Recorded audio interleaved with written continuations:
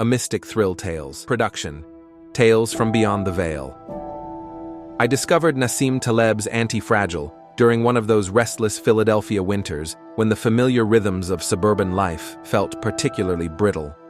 Snow had been falling intermittently for weeks, and I found myself drawn to the book's central paradox while watching ice form and break repeatedly on my neighbor's roof. Each cycle of freezing and thawing somehow making the structure more resilient rather than weaker. Taleb's concept felt like a philosophical key I'd been searching for without knowing it, a way to understand why some systems flourish under stress, while others merely survive or collapse entirely. What I didn't expect was how viscerally the book would challenge my own relationship with uncertainty, forcing me to confront my lifelong tendency to seek stability in an inherently unstable world. The book arrived at my door like an intellectual storm system, dense with ideas that demanded immediate attention. I found myself reading it in fragments, not because it was difficult to follow, but because Taleb's insights kept triggering cascades of personal reflection that required processing time. His distinction between the fragile, the robust, and the anti-fragile wasn't merely academic for me.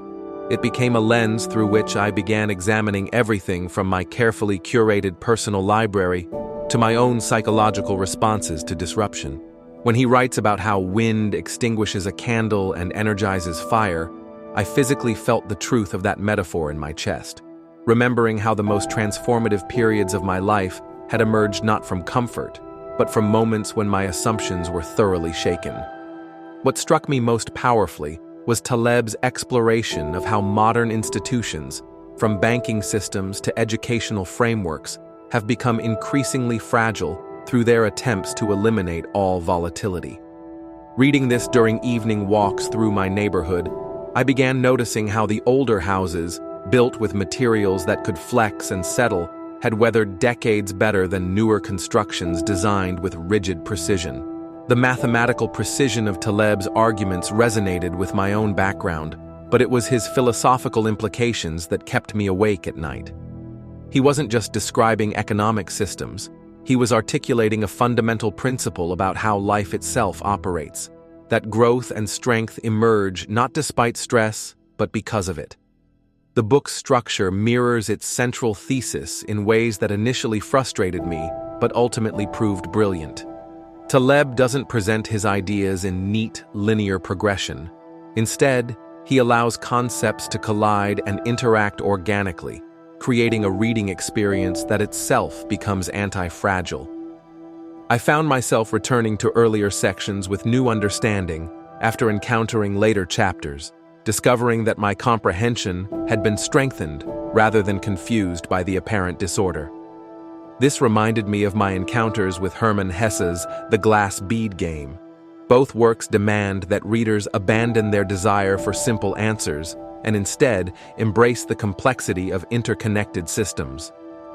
Perhaps most personally challenging was Taleb's discussion of via negativa, the idea that we often gain more by removing harmful elements than by adding beneficial ones.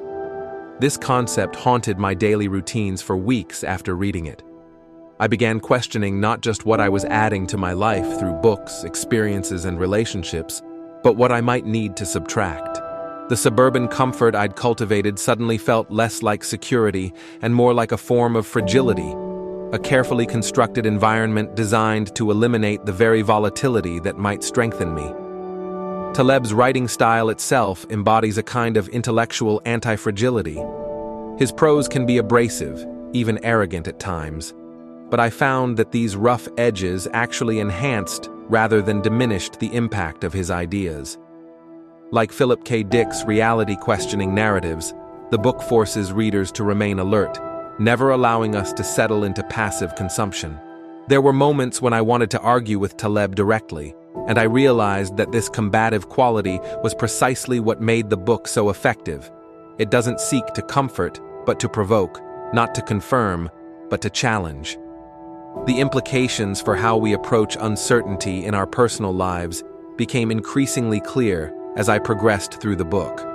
Rather than viewing disruption as something to be avoided, Taleb suggests we should seek controlled exposure to volatility, what he calls hormesis. This concept transformed how I thought about everything from my reading habits to my spiritual practice. Instead of seeking only books that confirmed my existing worldview, I began deliberately choosing works that would challenge my assumptions, treating intellectual discomfort as a sign of potential growth rather than something to be avoided.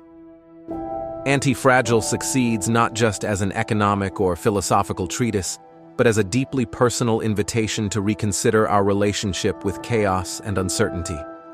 Taleb has created something rare, a work of non-fiction that functions almost like a spiritual text, demanding not just intellectual engagement, but genuine self-examination.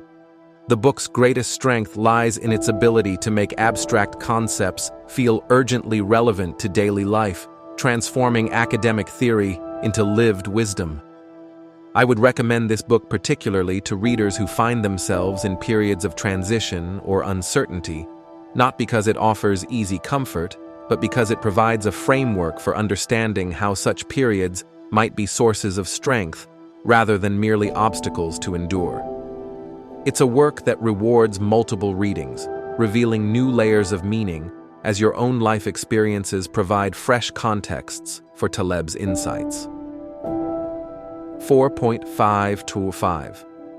A transformative work that gains strength from its own complexity, proving that the most valuable books are often those that refuse to make things simple.